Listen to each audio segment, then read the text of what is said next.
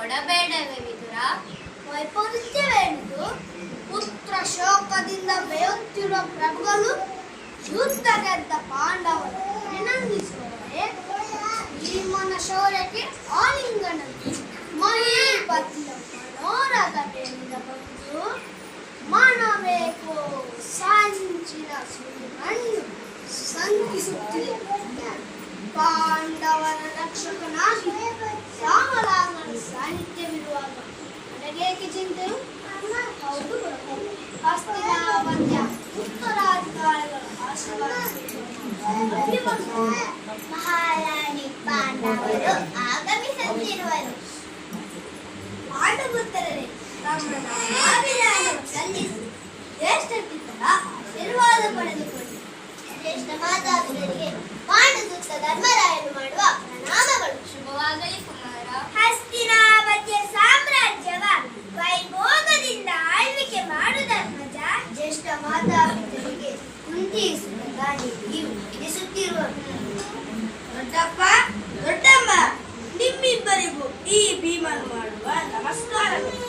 ದಯಾ ಇದ್ದವ ಕುಮಾರ, ಕಲಿ ಭೀಮನ ಆಲಿಂಗನವ ಮಾಡುವ ಆಸೆ ಆಗಿದೆ. ಎಲ್ಲಿರುವೆ? ಹೀಗೆ ಬನ್ನಿ ದೊಡ್ಡಪ್ಪ. ನಿಲ್ಲು, ಅವಸರಿಸಬೇಡ.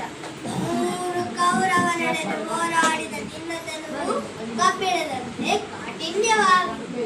ಪಾಪ ವಯೋವೃದ್ಧರಾದ ಧೃತರಾಷ್ಟ್ರ ಪ್ರಭುಗಳ ಸುಕೋಮಲ ಶರೀರವನ್ನು ನೋಯಿಸಬೇಡ.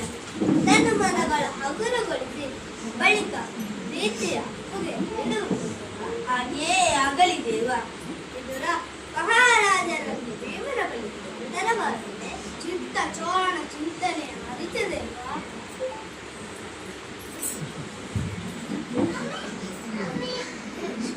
ಪ್ರಭು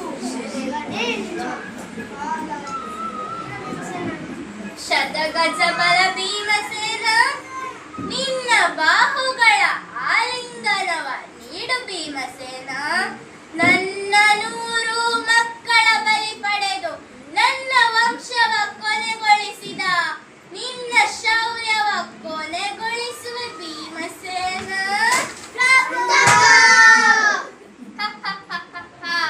ಭೀಮಸೇನ, ವಿಷದ ಲಡ್ಡುಗೆಯ ಅರಗಿಸಿಕೊಂಡೆಯಲ್ಲ. ಹಾವಿನ ಸರೋವರದಿಂದ ಬದುಕಿ ಬಂದೆಯ. ಅರಗಿನ ಅರಮನೆಯಿಂದ ತಪ್ಪಿಸಿಕೊಂಡೆಯಷ್ಟೇ. ಯಾಕಾಗಿ ಭೀಮಸೇನ? ನನ್ನ ಮಕ್ಕಳ ವಧೆಗಾಗಿ ಅಲ್ಲವೇ? ಕೊಂದೆಯ? ನನ್ನ ಮಕ್ಕಳ ವಧಿಸಿ ನಿನ್ನ ವಚನವ ಪೂರ್ಣಗೊಳಿಸಿದೆಯಾ? ಬಾಳ ಗುರಿ ಸಾಧಿಸಿದ ನೀನು ಇನ್ನೇಕೆ ಬದುಕಬೇಕು? ಅದಕ್ಕಾಗಿ ನಿನ್ನ ಮುಗಿಸಿದೆ ಭೀಮಸೇನ. ಸತ್ತಿರುವ ನನ್ನ 100 ಸುತರ ಆತ್ಮಕ್ಕೆ ಶಾಂತಿಯ ನೀಡಿದ ಭೀಮಸೇನ, ಶಾಂತಿಯ ನೀಡಿದೆ. ಕಾಂತ, ರಾಣಕಾಂತ, ಏನು ಭೀಮಸೇನ ಸತ್ತರು? ಹೇಗೆ ಮುಗಿಸಿದಿರಿ ಆರ್ಯ? ಕೃಷ್ಣಾರ್ಜುನರು ಇಲ್ಲಿಲ್ಲವೇ? ಇರಬಹುದು ಕಾಂತೆ, ಎಲ್ಲರೂ ಇದ್ದಿರಬಹುದು. ಅವರೆಲ್ಲರ ಸಮ್ಮುಖದಲ್ಲಿ ಭೀಮಸೇನನಿಗೆ ಪ್ರೀತಿಯ ಅಪ್ಪುಗೆ ನೀಡಿದ ಪ್ರಿಯೆ.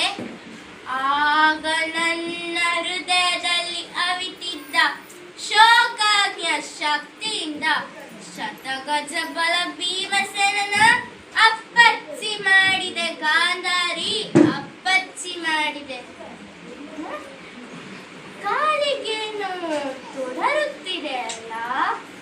ಭೀಮನ ದೇಹದ ಮೂಳೆ ಮಾಂಸಗಳಿರಬೇಕು. ಯಾರಲ್ಲಿ ಸೇವಕರು? ಇತ್ತ ಬನ್ನಿ.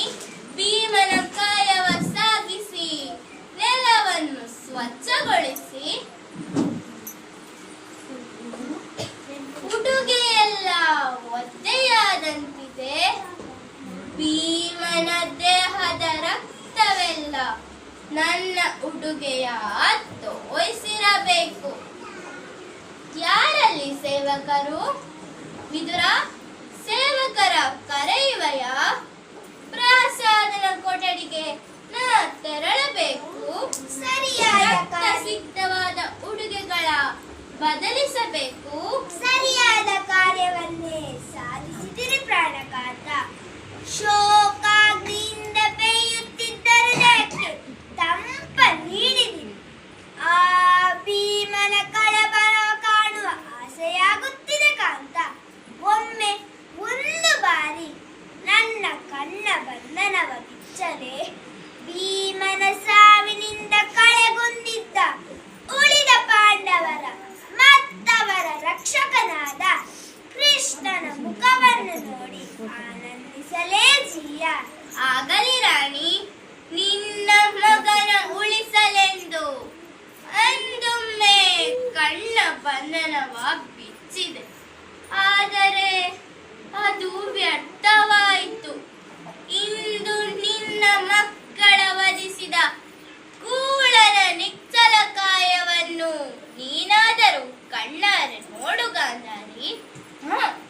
ಸ್ವಲ್ಪ ತಾಳು, ನಾನೀಗಲೇ ನನ್ನ ಉಡುಗೆಗಳ ಬದಲಿಸಿ ಬರುವೆ. ವಿದುರ, ಎಲ್ಲಿ ಸೇವಕರು?